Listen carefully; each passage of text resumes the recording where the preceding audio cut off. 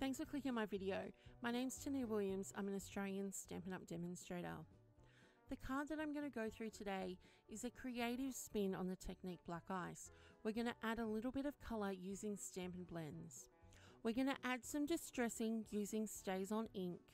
We're going to add some texture using VersaMark. And the stamp set that we're featuring is called Graceful Garden from Stampin' Up! Are you ready to get inky? I've placed a piece of silver metallic cardstock in the top right corner of my Stamparatus. Now, using my Memento black ink, I'm going to ink up the rose image from Grateful Garden. I'm going to press it over, and I'm actually going to use more pressure than I would normally use if I was simply stamping onto cardstock. The metallic is actually a sealed surface, so the ink doesn't absorb the way that it would normally. I'm going to pop this Stamparatus aside. It will be coming back a little bit later.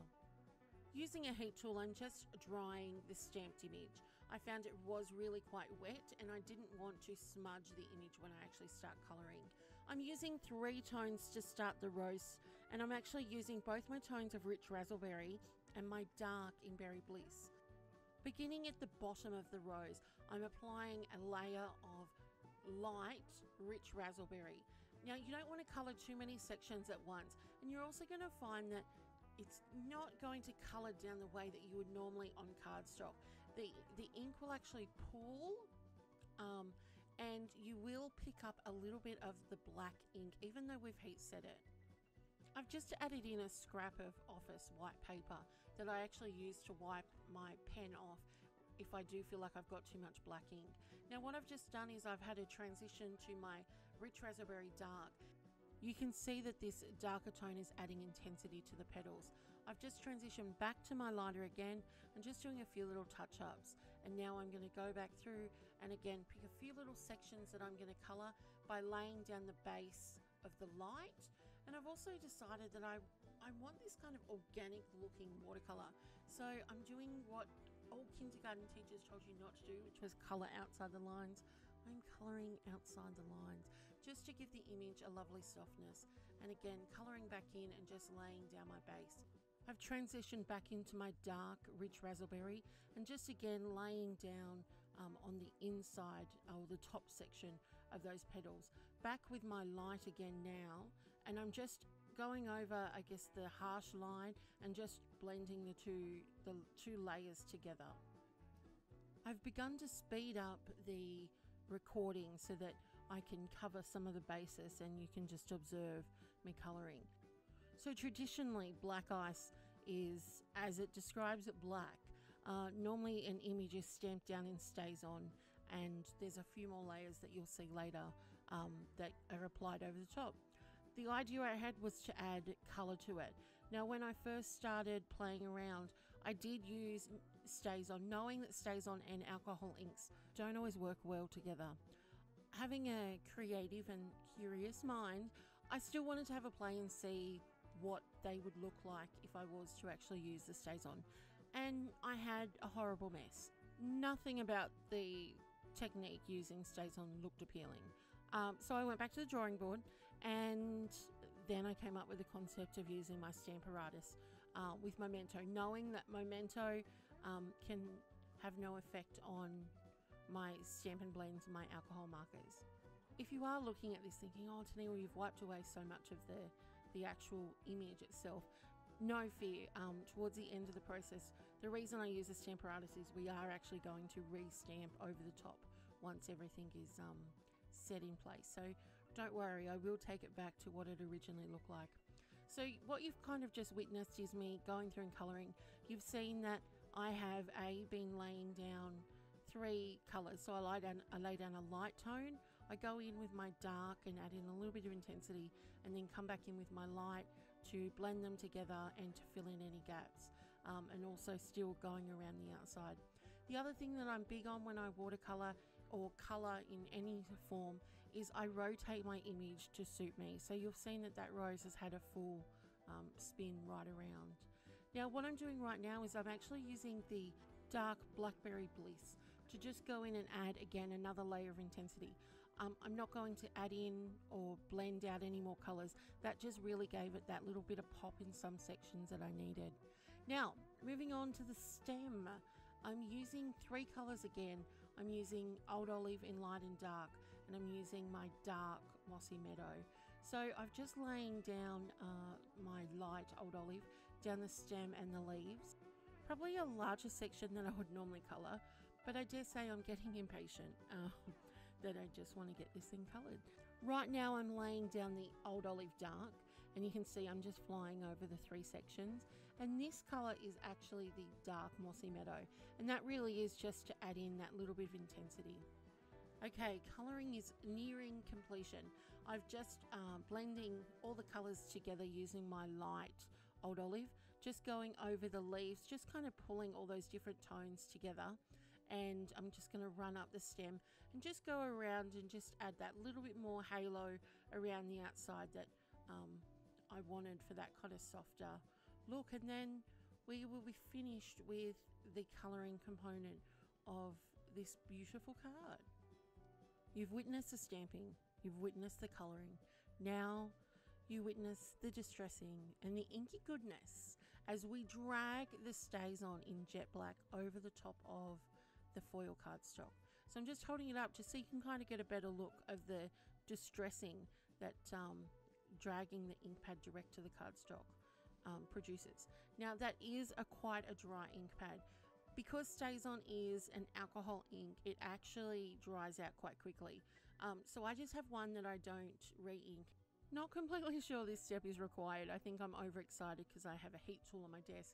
I'm just heat drying off that StazOn before we move on to the next step of swiping the VersaMark over the top with the dirtiest VersaMark I've ever seen in my life.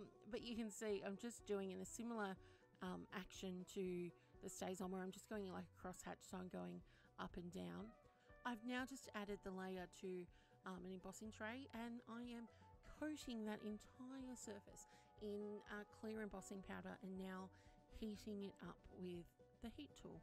I don't know if it's just me, but I seriously enjoy watching the powder melt when you heat it up. I don't know, it always, I find it very gratifying. Am I alone? I did promise you that the Stamparatus would make a reappearance, and here it is. So to I guess define the rose, I have re-put the paper into my Stamparatus in the stain position, so up in the top right corner, put my magnets to keep it in place, and inked the image up in StazOn this time, so it's stamping on top of the embossing, the colouring, the distressing effect that we had going on, and it will actually permanently stay. I've just re-inked just the leaves section because I guess because the lines are a bit more solid there, it didn't stamp quite as well. I am using the regular stitch framelits from Stampin' Up to cut this layer of cardstock. For anyone who is interested in playing along at home and curious, that is the 3rd largest of the framelits. Now, a little trick that I have, if I've got an embossed or a freshly stamped image, I actually put a piece of copy paper on top and then put my last platform on top for my big shot. And that is so that my image doesn't transfer to my plate, that it will actually stay on the paper. And as you can see, when I peel that back, you can see what would have happened had I not had that piece of paper there. And now I'm just going to pop out my framelits. I do find when I am using a stitch framelit, you need to be a little bit more careful peeling it out so that you don't rip the perforations around the outside. So I am taking a little bit more care as I peel that out of the framelit. This is a piece of rich raspberry cardstock, which I am spritzing in water because what I want to do is give it a distressed look by scrunching it up, and I'm going to roll the top right corner. To attach the 2 panels together, I'm applying some Stampin' Dimensionals to the back of the metallic cardstock. Then I'm going to attach it to the rich raspberry. Now with the rich raspberry, I actually have it so that it's on an angle and it's poking out on 3 sides. I'm going to wrap some linen thread. If you don't know, linen thread is my favorite product of all time. And although that packet looks like I'm almost out, I promise you, I have got a solid, there's my solid stash. I've got quite a bit. I rarely make a card that doesn't have any. The key to a good bow is your foundation. So always make sure that you get a nice tight knot, and if the strings aren't going the right way, play with them before you even start your bow, and that's going to give you a much nicer bow. And you can also see how I'm kind of fiddling around with the knots. The regular stamp that I use for Happy Birthday is from At Home With You, and so it's just this really lovely little happy birthday stamp that I have stamped in Memento Black on some Whisper White. Now the framelit is actually from a bunch of banners, and I'm just using some, well, ugly washi tape to keep it in place. And I'm also going to cut a little scallop. The scallop is actually from the Occasions catalogue, and it's Be Mine Stitch Framelits, and it is not really one that you would see in the catalogue, but it is very, very good. You can see how I've trimmed it down and actually just placed it behind that greeting and stuck it onto the front of my cards with a few mini dimensionals. And just to the greeting, I'm adding 2 rhinestones on each end just to finish it off.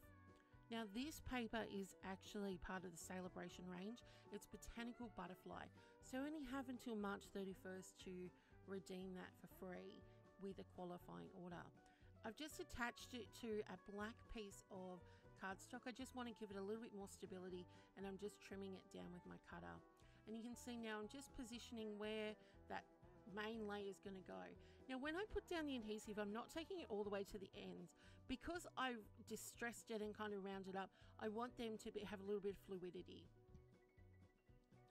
Now for inside the card, I've taken a piece of Whisper White cardstock, added a little bit of that black gingham that was on the front along the bottom, and a little bit of my favorite linen thread. And in the process of coming up with this design, I had quite a few trial and error pieces, so I've just taken one of those, and you can see I'm fussy cutting around it, and that will go inside. Now my rule of thumb when it comes to fussy cutting is your scissors stay still and your paper does all the work. So you can see that my scissors are kind of staying stationary in position, and it's just that my paper, I'm turning that around and it's doing all the movement, and that just gives you a really, really nice cut. Well, that's my opinion anyway. The final steps, I've just attached the rose in with 2 Stampin' Dimensionals, and I'm just then putting some glue dots behind the leaves, which I'll just slip behind the rose. Now the inside and the front were both attached to a piece of crumb cake cardstock for the finished product to look like this. I do hope that you have learnt something from the video, and if you have enjoyed it, please give me a thumbs up for more videos to be coming in the future. If you have any questions, please drop me a comment below. For more images and details about this card and the products used, you can head to my blog. There is a link in the description below at tenealewilliams.com.au. If you are interested in seeing my last video, you'll be able to click right here. And don't forget to give me a thumbs up and subscribe.